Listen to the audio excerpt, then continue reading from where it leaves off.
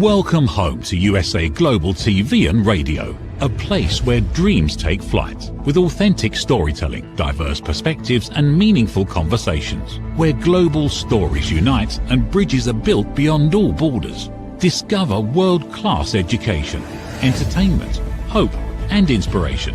Together, we're building bridges worldwide. Subscribe to our channel, USA Global TV. Download our app, USA Global TV. Be our guest or join our team. Visit usaglobaltv.com.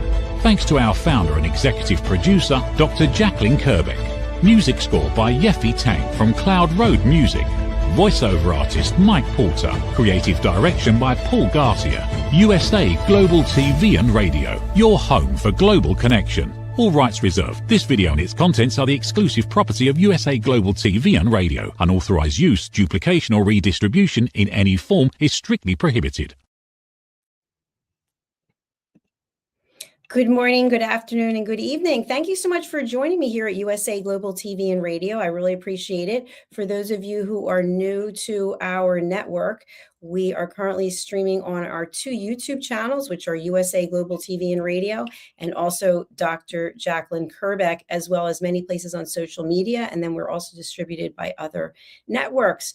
So today we're going to be talking about the invisible side of IBD. And if you're not familiar with it, I'm going to give you a brief overview of what it is. And then my objective is to educate and bring awareness. I am not a medical doctor. I have a doctorate in business administration, but I am not a medical doctor. So full disclosure, I am a patient. I have had ulcerative colitis since August of 1991 was when I was diagnosed at the University of Pennsylvania. And so much of my life has been spent living with this disease. And so as a result, I have become actively involved with the Crohn's Colitis Foundation. And they have an upcoming event, which is the Take Steps Walk, which is at Citizens Bank Park. It's going to be happening this May. So please stay tuned and I'll give you some more overview. But first of all, if you're not familiar about Crohn's disease and ulcerative colitis, you may have heard of these. You may have seen commercials on television. There's a lot of commercials about the invisible side of the disease and what it looks like. And maybe you or someone you know, someone in your family have ulcerative colitis or Crohn's disease or IBD. It's not something that people generally like to talk a lot about. It is a chronic, lifelong condition. And basically what happens is that the gastrointestinal tract or the GI tract becomes inflamed. So depending on where it is inflamed really has a lot to do with whether the diagnosis is Crohn's disease or ulcerative colitis or I should say. And again, I am not a medical doctor. So these are autoimmune related conditions. And basically it means that our immune system is mistakenly attacking our own body, our own digestive system, which causes a lot of inflammation and damage and a wide range of symptoms. So something that I really want to be very clear about is, having had this disease for 30 plus years, is I've had people say to me, it's in your mind. No, it's not in my mind. Or why don't you just get over it? Or you must be stressed out, or you're bringing this on yourself. No, all of those things are not true. And I think sometimes people say these things because they don't know what to say. I'm hoping that people are coming from a positive place and they really mean well. They just don't know how to help. And so if you are experiencing any of the symptoms of IBD, Crohn's disease or ulcerative colitis, then it might not be something that you feel comfortable even talking about. And you might not even be aware that that's what you have. So again, I'm not a medical doctor. I'm a doctorate of business administration. So please do consult with your physician, your gastroenterologist, and look for help. You need to go no further than the Crohn's and Colitis Foundation. So if you are experiencing symptoms that you haven't had before, or maybe they've been persisting for a long time, it could be anything from diarrhea, running to the bathroom multiple times. You might have a slight fever. You might be exhausted. You might even be vomiting. There are so many different scenarios, but your body is telling you something. It's telling you, hello, I need help. Please help me. And so I know for myself back in 1991, when I was a much younger person, it wasn't anything I really wanted to tell anyone about. I was so ashamed. I didn't know what was going on with me. And in my case, and again, I'm sorry if this makes you feel uncomfortable, but it's part of the disease, you're bleeding rectally. And so all of a sudden you have blood in places that you never had before. And it's kind of a very scary moment. So I know for me that I finally had to tell someone, and I decided to tell my mother, and she didn't know what it was. And so then you have me being upset, and then she's upset. And then finally I had to agree that I would go and see a doctor. And so at the time, and I don't know if it's different today, but getting into the University of Pennsylvania to see a gastroenterologist, that takes a while. You're not just going to call up and they're going to say, oh, hello, we're just sitting around waiting for you. And if they do, that's an absolute miracle because they must have had cancellations. But don't wait. Go to the emergency room. That's what my gastro always said to me. If I had symptoms coming up and I couldn't get in, go to the emergency room and seek help right away. Because what ends up happening, the more that you're bleeding, the more that you're becoming anemic and you're losing iron and you're having less and less energy. And so you need some help. So in my case, I went to University of Pennsylvania and I saw Dr. Gary Lichtenstein, who is absolutely brilliant. I don't know if he's retired yet, but he is amazing. And he's a big advocate of the Crohn's and Colitis Foundation as well. And so he gave me a diagnosis. And I've shared this before. I actually wrote a book about it. But when he told me that I had ulcerative colitis, I remember just looking at him and he was wearing his white lab coat with his name on there. And I kind of just checked out for a moment. It reminded me of that moment, if you've seen Breaking Bad, when he gets the cancer diagnosis and the doctor has like mustard or something on his lab coat. It was kind of like that moment where you're there, but you're not really there. And all I could think of was, I have now been diagnosed with a chronic incurable disease. What am I supposed to do with this information? And for a moment, I just thought to myself, I don't think anyone's ever going to love me. I don't know how anyone could love me because now I have this disease. And I'd always prided myself on being attractive and sexy. And I thought, I'm not sexy. I'm not provocative. I'm just disgusting. I actually just labeled myself. And I'll never forget that moment because I've learned and I've grown so much from then. But if you are feeling that way, if this is what you're going through, or if you have a family member who has these symptoms or has a diagnosis and they are feeling these things, they might not even tell you, but the behavior starts to change. So if it's actually happening to you, you may notice your own behavior changing. You may notice that you're no longer accepting invitations to do things, that you're basically timing everything by when you have to go to the restroom. And I know the Crohn's Colitis Foundation has had, at least in the Philadelphia, Delaware chapter, you can find out where the restrooms are in various areas. And that's really important. So the first thing I want to just get out there is, if you're watching this show and you think it's funny, or you think it's disgusting, or you're making judgments, you have to ask yourself, why? Why are you doing that? Why would you judge someone going through a hard time? That maybe hard times come for all of us, right? All of us go through hard times. So if you don't understand it, then watch shows like this, read books, get information so that you do understand it. Because I don't know what the stats are today, but it's pretty high about how many people have ulcerative colitis, Crohn's disease, or some form of IBD. Now, once you know that you have it, you have to be selective about how you share that information, because if you're not emotionally prepared for how people may show up, that may set you back. And what do I mean by that? Well, I remember many, many years ago, again, I was diagnosed in 1991. I was in the dating scene, and I really thought it was important to tell people I was dating that I had this. And my dad used to say, you don't have to tell everyone everything. But I thought, you know what, let me just put it out there and see who sticks around. And what I found for the most part was that men did not want to hear that. In fact, one guy who I really liked, we went out a number of times. I told him probably on the third date, and he said I was disgusting, I was dirty, and he didn't want anything to do with me. And he just labeled me with those things because of his fear of ulcerative colitis. He didn't know anything about it really, but in his mind, it's the dreaded bathroom disease.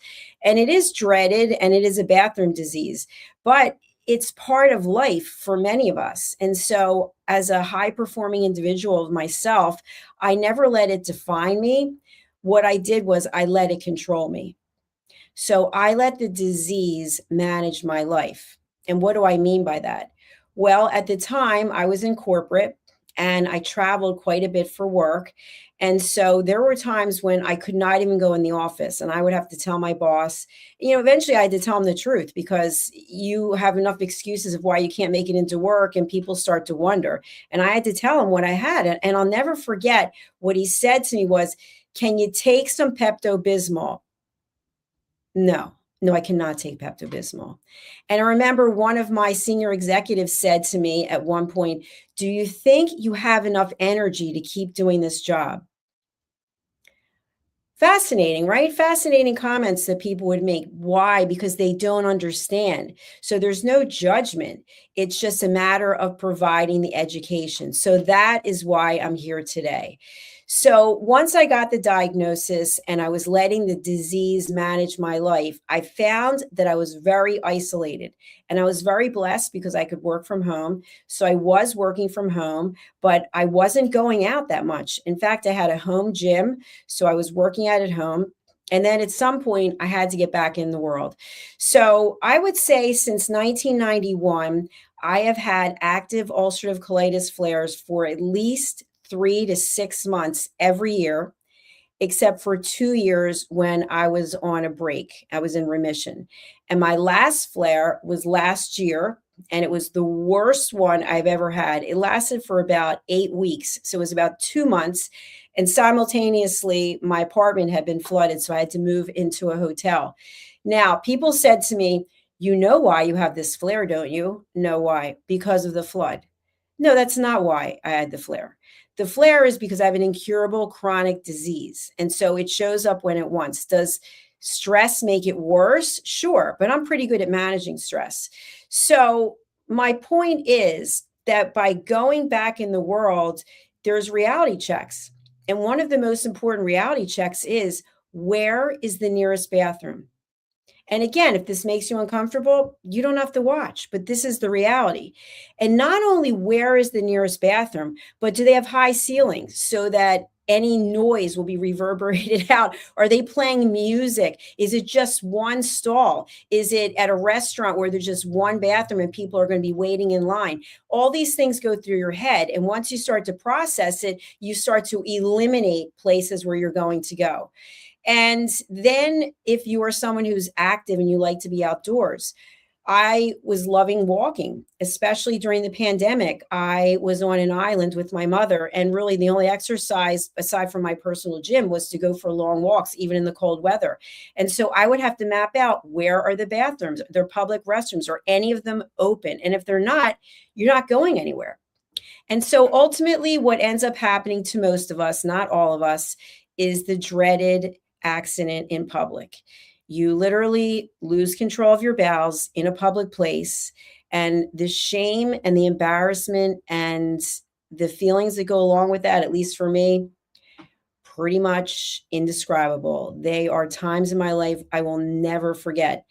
But what is most important is I remember the people who stood by me and who helped me, and the people who mocked me. At one point, I was at a restaurant and I was with a couple of people. And so what happened, and they literally got up and left me there. And I was there in the restaurant, in the booth, by myself, in this precarious situation alone. And it was one of the lowest moments of my life. But yet, here I am today. I've managed to go on. And so that's why I come here to let you know that if you are someone with ulcerative colitis or Crohn's disease or IBD, you can have a very productive and wonderful life. You have to make choices, of course, lifestyle choices. My latest lifestyle choice is that I have given up sugar and alcohol. And the only alcohol I ever drank since college really is Chardonnay. And I really liked my Chardonnay, having some Chardonnay at the end of the day, just relaxing. But I decided to give it up. So today's day 30. I never did any narcotics. I've never smoked. I have a pretty boring life when it comes to me personally. I think professionally, my life is very exciting. But the fact that I'm in remission and that I've made life choices that are good for me, I'm down 6.1 pounds. My blood pressure is perfect. I used to have to take blood pressure medicine twice a day, and now I'm just taking it once a day. And hopefully I won't have to take it, but I'm not going to just go off it without having a doctor's approval. But you can have a productive and high quality life. Where does it start? It starts with acknowledging that you are not the disease. You have a disease. It's a dis-ease. Okay, all of us are going to have something at some point in our life. That's just the way life goes, right? We have these challenges we have to deal with. So how can you take your challenge and turn it into a positive? Through your mindset. Number one, through your mindset. And number two, by reaching out and getting help. How can you get help?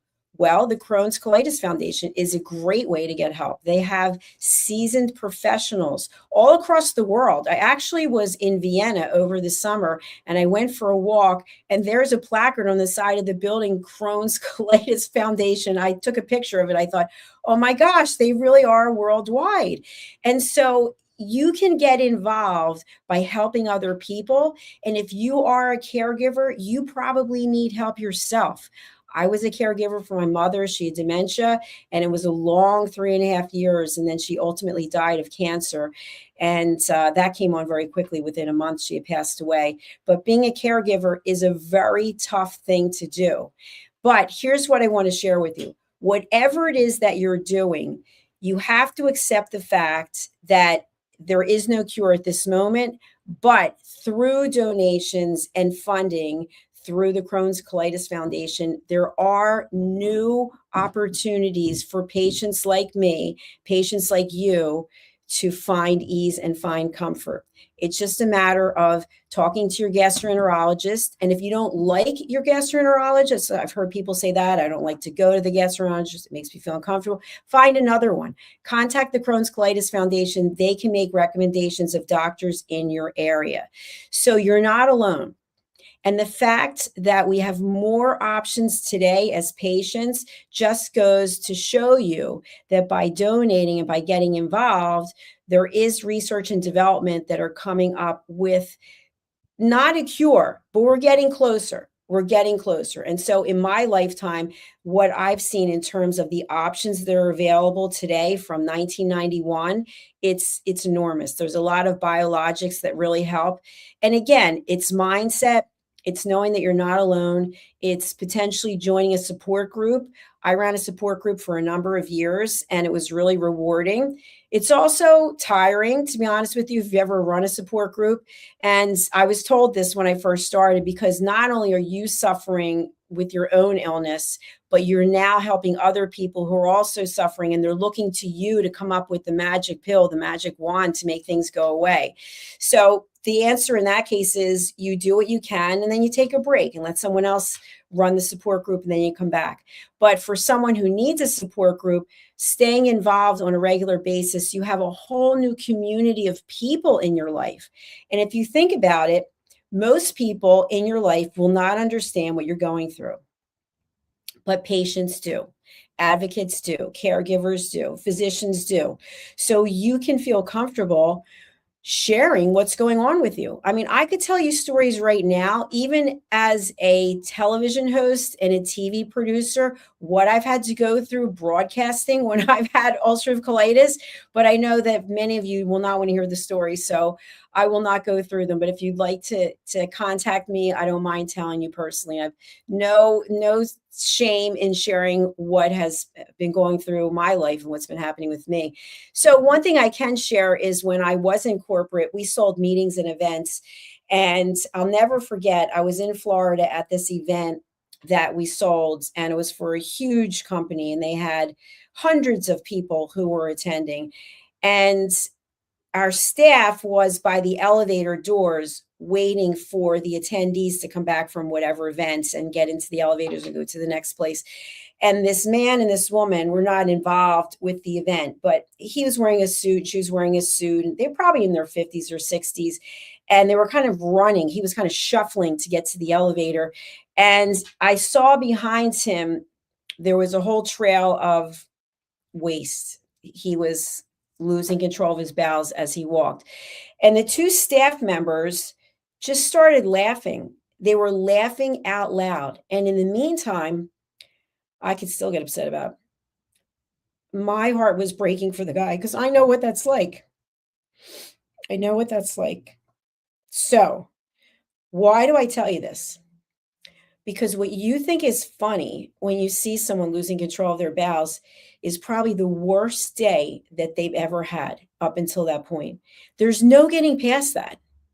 There's no getting past that. Just think about it. You're publicly humiliated. You've soiled your clothes. Your clothes are probably clothes you, even if you could get them clean, you never want to wear again. You're with someone who witnessed it. Strangers have witnessed it. You don't even know, with today, people taking photographs of it. And I recently read an article about someone who had IBD or ulcerative colitis or Crohn's. They were on an airplane and they got sick and everyone was filming it. People were filming it and putting it on the internet. And my heart just broke because I know what that's like.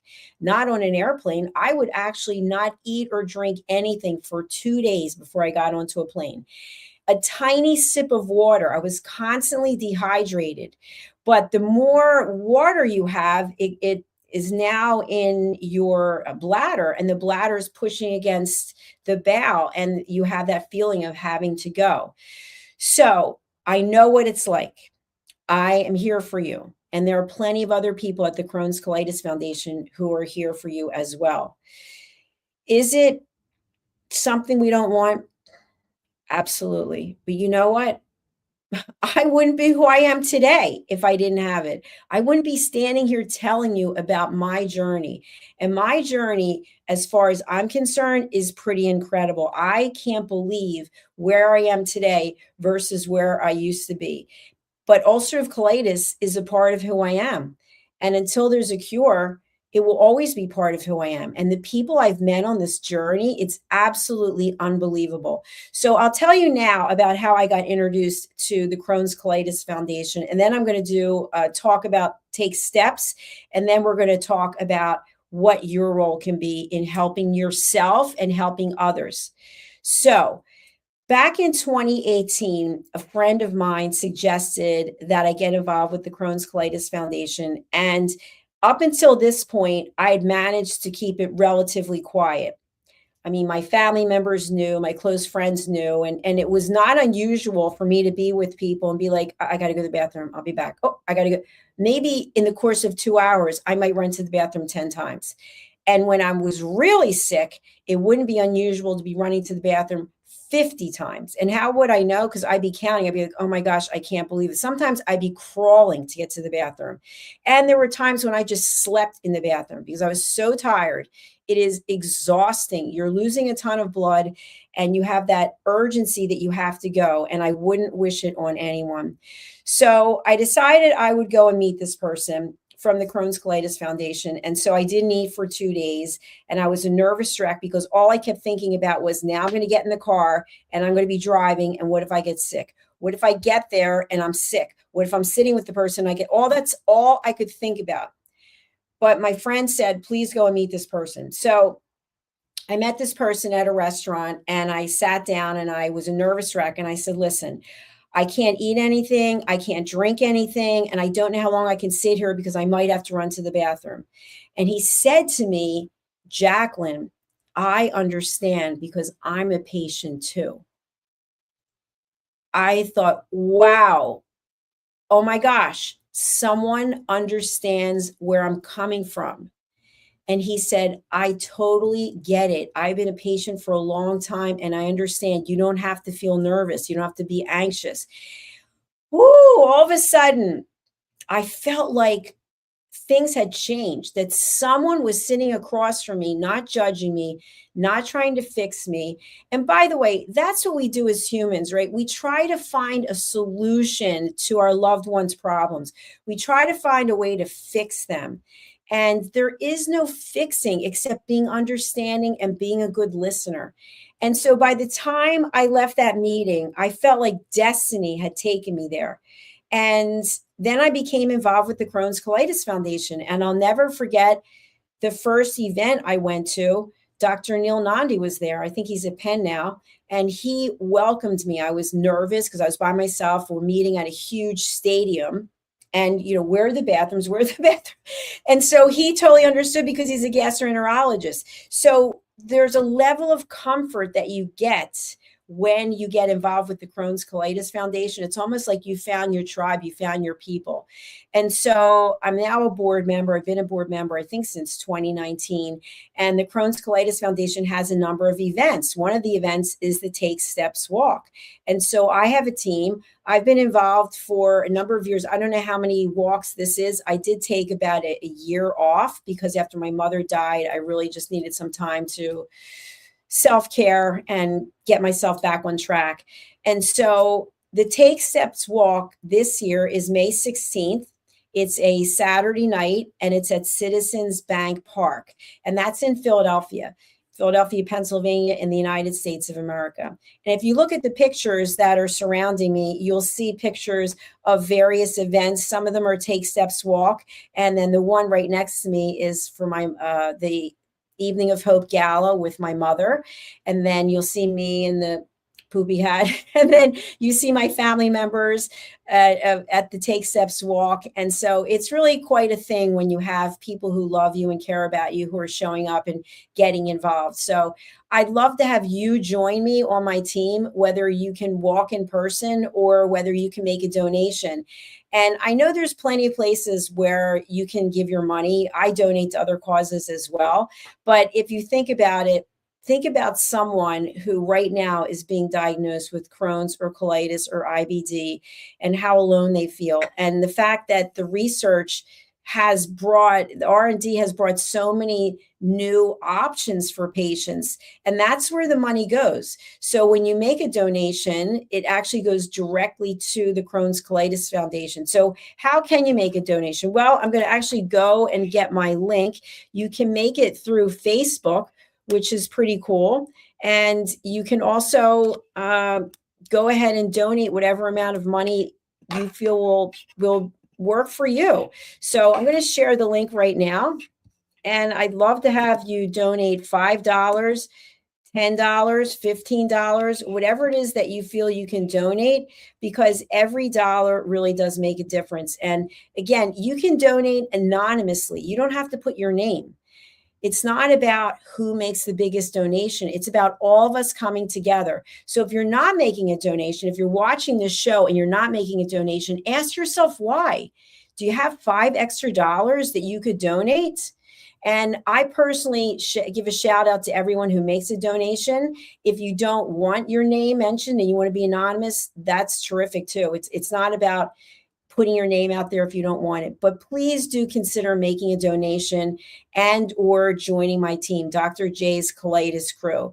So the night of the event, again, May 16th, 2026, you can see it there behind me in Citizens Bank Park. We will be there with our own table, and I'll also be signing books for my newest book, which is My Tummy Hurts. And that is a book to help educate children on the fact that they're no different than anyone else. They're still the same. They just have something that they have to deal with. And talking to children in terms they can understand about ulcerative colitis. So the book is about a little girl named Jackie, and what she goes through with her tummy hurting and to get the diagnosis of ulcerative colitis. So I'll be signing those books at the Citizens Bank Park on May 16th. So if you'd like more information, you can reach out to me directly, and hopefully you know where to find me. I'm very easy to Google and find, but you can also find me on my websites, which are USA Global TV and Radio, and also Dr. JACALYN. These are our 2 YouTube channels. Please do subscribe. If you're watching somewhere else, like LinkedIn, Facebook, Instagram, on a distributor platform, please go over to YouTube, because YouTube gives us real information about who's watching, how long they're watching, what content is really resonating. And also, YouTube keeps our content up there, whereas Facebook takes it down after 30 days. So again, subscribe to our channels if you would, USA Global TV and Radio and Dr. JACALYN KERBECK. Okay, and again, before I log off, if you would please go over to this website. For those of you who are listening on a podcast platform only, the website is Take Steps, TAKESTEPS .CROHN'S Foundation. I'm going to spell that CROHN'S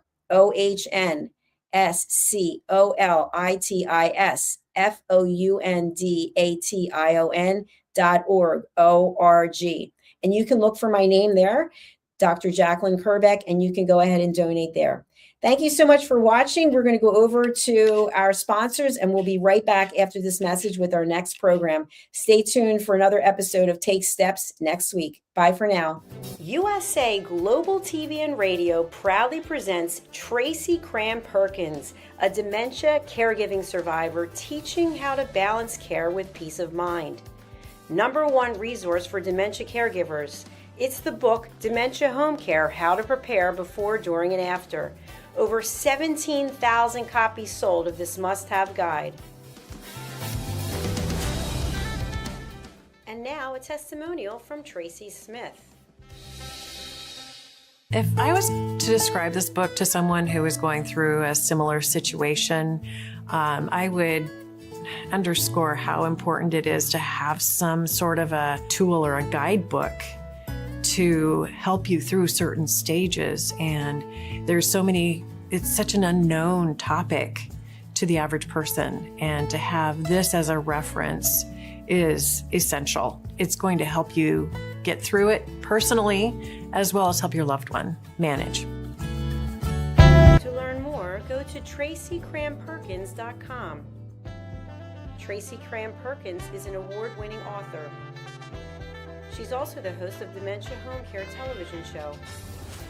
Watch it here on USA Global TV and Radio. Thank you, viewers and listeners of USA Global TV and Radio, for joining us today.